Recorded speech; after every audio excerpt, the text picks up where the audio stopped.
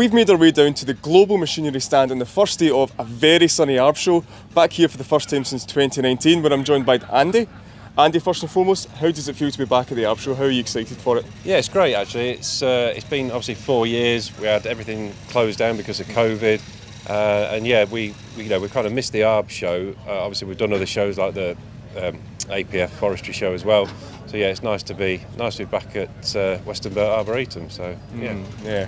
And you've got quite a lot in the stand. Can you tell me a wee bit about what you're showing off? Yeah, so from one side of the stand we've got all the bandit equipment. So we've got what they call the mini beast over there. So that's quite a unique product in the market. And then we've got the range of bandit stump grinders, Jobo gravity-fed wood chippers. We've also got the Pronar 6-inch chipper as well. So that's a Polish-made chipper that's competed on the 6-inch chipper market. And then we've got the Frontier sawmills and the Norwood sawmills as well, and then an extra new model which is called the LX26, which is a planer moulder which fits on any of our sawmills. But the main focus for me as I sell the Norwood range and the Frontier range is the HD36V2. Yeah, and we can't help but notice the HD36V2. It's quite a machine right next to us. Tell me a bit about that. What kind of job does it do? Right, so your 36V2, it's a 36-inch capacity horizontal band sawmill, so you can put a 36-inch diameter log on the bed, and the widest plank you can mill off that is 30 inches. It's got an 8-inch depth of cut. This one comes standard with a 20-foot bed, which allows you to mill 17-foot long timber. It's been our most popular mill that we sell. We do go one larger than this called the HD38, but the HD36 is the one that the guys, if they're going to go out contracting, they tend to purchase this one. It's a heavier duty machine. It's going to last them a lifetime, 20, 25 years. We've still got mills that age that are still operating out in the field now. So yeah, it really is a fantastic mill. Ever so simple to use, simple to put together as well. And there's a whole rake of options that you can add to it at a later date. Yeah, and is it something arborists are using as well? Are you finding that's the kind of market for it?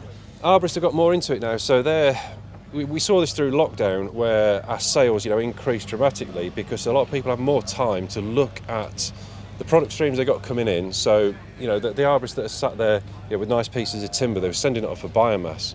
And it actually, things kind of click with them. Actually, I can get more money now because as the price of wood increased as well through lockdown, people started milling their own material and then supplying it to others.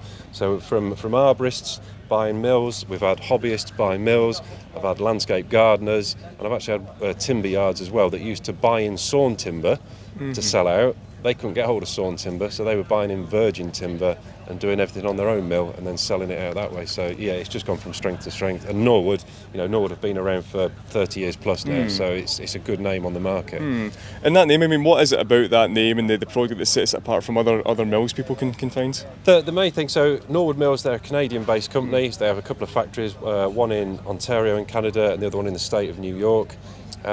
People like American, Canadian equipment, they know it's built well, it's built strong. They're very, very simple. So this mill would come in kit form. It comes in I don't know, there must be about 20, 25 boxes, full instructions, and it is your world's biggest Meccano set. But the beauty about it is it's a modular system, so you can start off absolutely basic with a static mill, and then if 6 months later you want to add a trailer package, you can do, and another 6 years down the line you might want to add hydraulics to it, and you can do.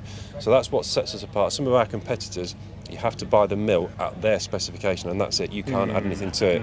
So the guys that want to start off small and get bigger, then yeah, Norwood is the one for you. Yeah, and maybe just kind of generally to finish, I mean, it's obviously been 6 months since the APF are back at the ARB show. What kind of place do you see the industry in at the moment? How are things kind of generally for the industry? At the minute, I would say it's steady. So APF, it was. There was a lot of buzz around APF. It was the first APF for years and years, and it was good to be back there as well, showing off the machinery. We did really well from that show anyway, and after the show as well. But what I've noticed probably since November time, we always expect a dip around December because it's coming up to Christmas and January, but we've just seen that dip.